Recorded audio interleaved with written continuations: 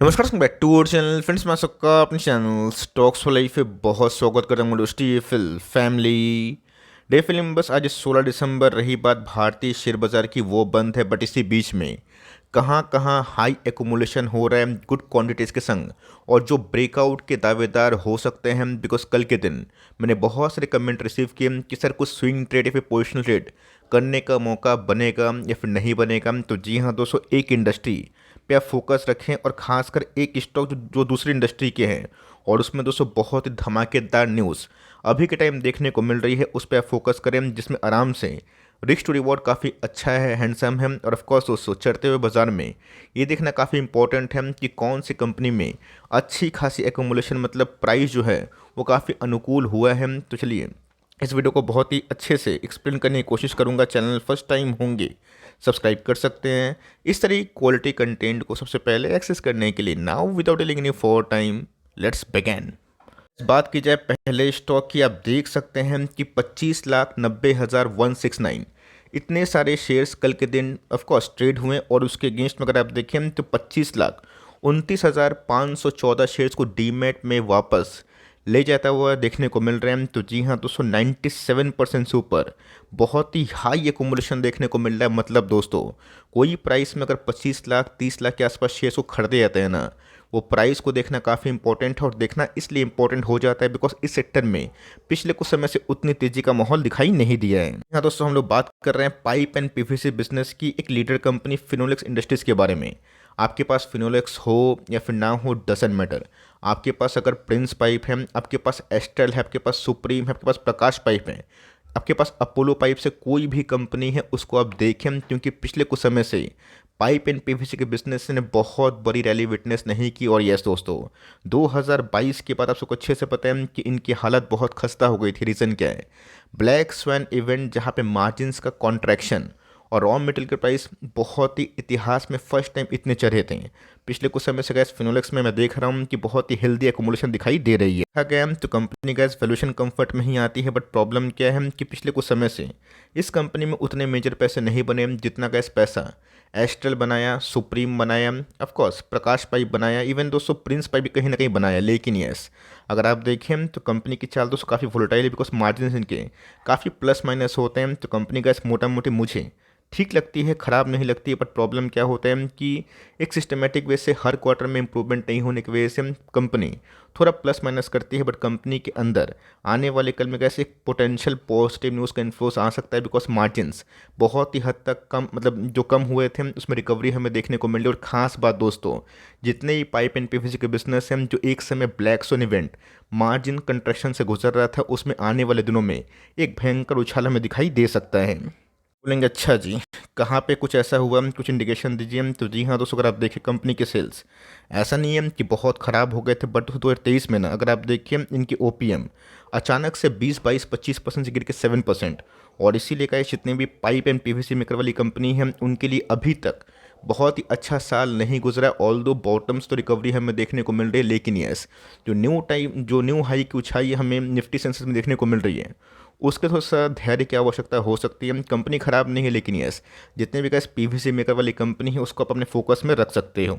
अगर आप देखें तो इस कंपनी में भले ही आपका इन्वेस्टमेंट हो तो अच्छी कंपनी, खराब बिल्कुल भी नहीं है। इसमें दोस्तों एफआईएस ने पिछले कुछ समय से, इवन डीआईएस ने अपने स्टेक को बढ़ाया, और जहाँ पे दोस्तों पब्लिक की मानसिकता होती है कि स्टॉक नहीं भागा तो मैं बेच के या फिर लॉस बुक करके या फिर माइनर प्रॉफिट बुक करके निकल जाऊँ, उनके लिए गैस वही होता है। जैसे ही वो निकलते हैं अचानक से स्टॉक में एफआईएस और डीआईएस द्वारा जो एडिशनल स्टेक्स बढ़ाए गए हैं उसके बाद रैली होती है। गैस दूसरी कंपनी की बात की जाए तो ऑफकोर्स गैस एक ऐसी कंपनी है जिसने सही में वीबीएल के टाइप का पैसा बनाया।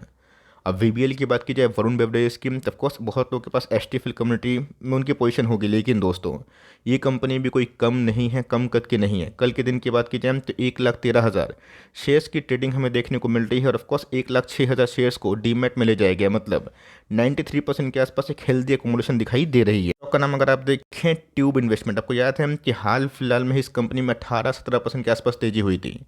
रीज़न क्या है आपको पता है कि बीच में इन्होंने सीजी पावर का अधिकांश जो शेयर है ना उसको परचेज़ किया। और सीजी पावर दोस्तों सेमी कंडक्टर असेंबलिंग में अपना दावा पेश कर सकता है, जो कैसे बहुत बहुत बहुत बड़ा थीम है।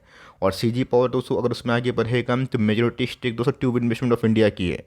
जो लॉन्ग टर्म में गैस इनको बहुत ही फायदा दे सकता है। आगे हम तीसरे का जो स्टॉक हैं एसआईपी टाइप स्टॉक हमें देखने को मिलते हैं। और यस, वीबीएल की बात की जाए, पॉलीकैब की बात की जाए, चोला फाइनेंस की बात की जाए, एंजल वन की बात की जाए, ट्यूब इन्वेस्टमेंट की बात की जाए, इसने खराब बाजार में भी निवेशक को अच्छे पैसे बना के दी। और यस, आप फोकस करें कि सीजी पावर कैसे बढ़ रही है, बिकॉज अब तो क्या जो दावा है ना, मार्केट में ये एक्सपर्ट मान रहे हैं कि जैसे जैसे सीजी पावर में जितना न्यूज़ इन्फ्लोस पॉजिटिव आता रहेगा सेमीकंडक्टर असेंबलिंग को लेके, वैसे ही वैसे ट्यूब इन्वेस्टमेंट की बात की जाए फंडामेंटली तो काफ़ी स्ट्रांग है, थोड़ा प्राइसी वैल्यूएशन है, बट कंपनी पिछले कुछ समय से बहुत ही अच्छा मुनाफा विटनेस की है। देख सकते हैं ये कोई छोटी मोटी ग्रुप की कंपनी नहीं है, मुरुगप्पा ग्रुप जो कि साउथ में बहुत ही फेमस है। रही बात सीजी पावर, मैंने क्या बताया कि बीच में ही एक असेंबली बिजनेस ऑफ सेमीकंडक्टर, इसको लेके एक बड़ी अपडेट हमें देखने को मिली थी। ऑल्दो आपको अच्छे से पता है कि सेमीकंडक्टर को लेके भारत सरकार काफ़ी एग्रेसिव दिखाई दे रहा है, और मेरा ऐसा मानना है गोइंग फॉरवर्ड ये सब कंपनी अगर इस कद की बन जाए जो ऑफकोर्स असेंबलिंग करे भारत में,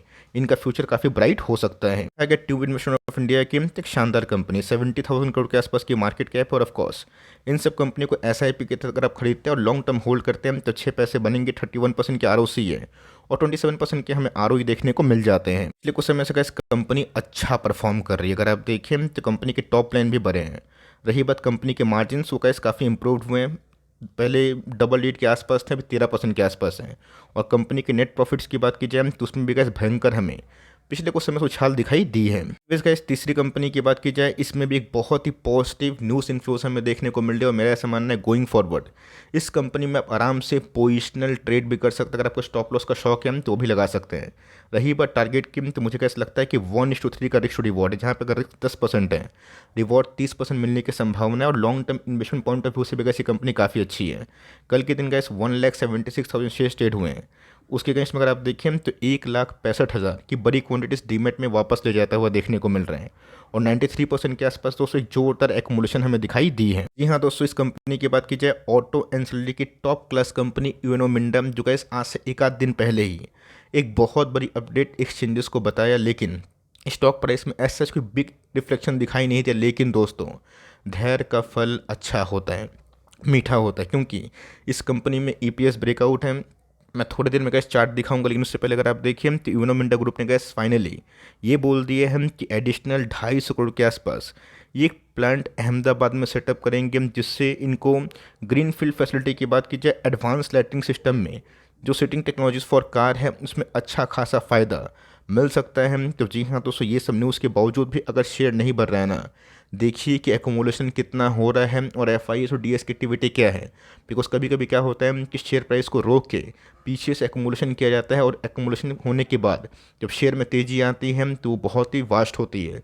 सोलर इंडस्ट्रीज़ की बात की जाए, अल्ट्राटेक सीमेंट की बात की जाए, वेरियस पाइप एंड पीवीसी के बिजनेस को छोड़ के बात की जाए केबल्स के बिजनेस की, सब में गैस एक समय बहुत ही हाई एकोमोलेशन हुआ, और उसके बाद हमें एक जोरदार रैली भी दिखाई दी थी। इंडिया की बात की जाए तो 650 का स्टॉक हमें देखने को मिल रहा है। मैंने गैस इसको टाटा पावर को साथ में कवर किया था। ऑल्दो टाटा पावर तो गैस ब्रेकआउट दे दिया, बट ये कंपनी गैस अभी भी येट टू ब्रेकआउट वाली कंडीशन में दिखाई पड़ती है। इसके प्रोफाइल की बात की जाए, डिस्पाइट दोस्तों की 2 साल का पीक नहीं तोड़ने के बावजूद भी इसने 1 लाख को 4 लाख के आसपास कन्वर्ट की है। और यस, अगर कैसे ये पीक तोड़ता है ना, मेरा ऐसा मानना है कि बहुत ही फास्ट वॉल्यूम ब्रेकआउट हो सकता है।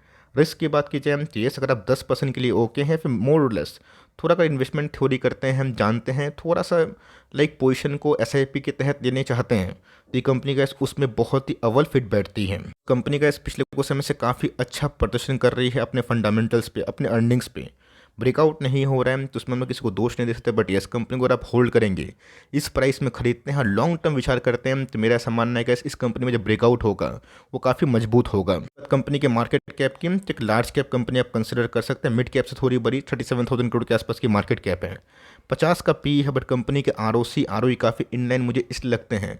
बहुत ही कम ऑटो इंडस्ट्री के मार्जिन्स में इतनी मजबूती होती है, और ऑफकोर्स उनके आरओई आरओसी और फ्री कैश फ्लो काफ़ी मजबूत होते हैं। सामने का इस प्रूफ भी हम 6,500 करोड़ से अगर इनके रेवेन्यू की बात की जाए टीटीएम में डबल हो चुके हैं। रही बात प्रॉफिटेबिलिटी की, आपके सामने है कि 248 करोड़ का आसपास जो प्रॉफिट था वो लगभग 786 के आसपास पहुंच चुके हैं। तो प्रॉफिट गैस हर क्वार्टर में हर ईयर में बढ़ रहा है, पर उसके बावजूद भी गैस प्राइस नहीं भाग रहा है। जब भागेगा, एकोमोलेशन कंप्लीट हो जाएगी, तब दोस्तों इस कंपनी में तेजी आ सकती है। देखें दोस्तों, तो वही हमें देखने को मिल रहा है। एफआईएस ने अपनी होल्डिंग को बढ़ाया है, ऑल्दो प्रमोटर्स ने थोड़ी होल्डिंग को कम किया है, बट एफ की होल्डिंग बढ़ना एक अच्छा संकेत है। और 3 क्वार्टर की बात की जाए कंटिन्यूसली बेसिस पे रिटेल पब्लिक अपनी होल्डिंग को कम कर रहे हैं, जो एक बहुत ही पॉजिटिव साइन इसलिए हो जाता है बिकॉज जब एफ की होल्डिंग थोड़ी बढ़ती है तो उन सब कंपनी में अच्छी खासी तेज़ी भी होती है। पर दोस्तों ब्रेकआउट लेवल तो मेरा ऐसा मानना है कि कभी ना कभी दोस्तों थोड़ा टाइम दीजिएगा तो ब्रेकआउट होगा। Q3 के नंबर्स बहुत डिसाइडिंग हो सकते हैं। यस, अगर आपको स्टॉप लॉस लगाना है तो 586 के आसपास जो 200 का मूविंग एवरेज है 580 के आसपास लगा सकते हैं, 6 पॉइंट कम। लेकिन यस, रिवॉर्ड की बात की जाए अगर ये 700 के ऊपर निकलता है तो मेरा ऐसा मानना है कि मैजिकल फिगर 900,000 बहुत दूर नहीं है। तो स्टॉप लॉस की बात की जाए यही होगा अगर आप एक शॉर्ट टर्म प्लेयर हैं, बट इस टारगेट काफ़ी ह्यूज हो सकते हैं। रही बात लॉन्ग टर्म पोजीशन की तो इस लेवल पे कैसे आप आराम से कंटिन्यू कर सकते हैं। रही बात कंपनी के मार्जिन्स की, वो भी इंप्रूव्ड हुए हैं। कंपनी के अंदर एक गुड न्यूज़ भी है और गोइंग फॉरवर्ड कैसे कंपनी यहाँ से काफ़ी अच्छा काम कर सकती है। देखा गया वॉल्यूम स्कीम तो बीच में कैसे काफ़ी ह्यूज हुए थे, उसके बाद हमें थोड़े ड्राई होते हुए देखने को मिल रहे हैं। बट यस, ये कैसे एवरेज वॉल्यूम से थोड़े बहुत ठीक है। तीनों कंपनी में से आपके पास कौन कौन सी कंपनी है और कौन से स्टॉक अपने पोर्टफोलियो में रखें, कमेंट बॉक्स में बताइएगा ज़रूर। और वीडियो पसंद आती तो प्लीज़ लाइक किया कि दोस्तों, इससे मुझे मोटिवेशन मिलता है। चैनल फर्स्ट टाइम होंगे सब्सक्राइब भी कर लीजिएगा बिकॉज इस तरह की इन्फॉर्मेटिव वीडियो मैं आपसे डेली शेयर करता हूँ। तो गाइस मिलते हैं जल्दी ही, तब तक के लिए bye. Thanks for listening friends, God bless you all.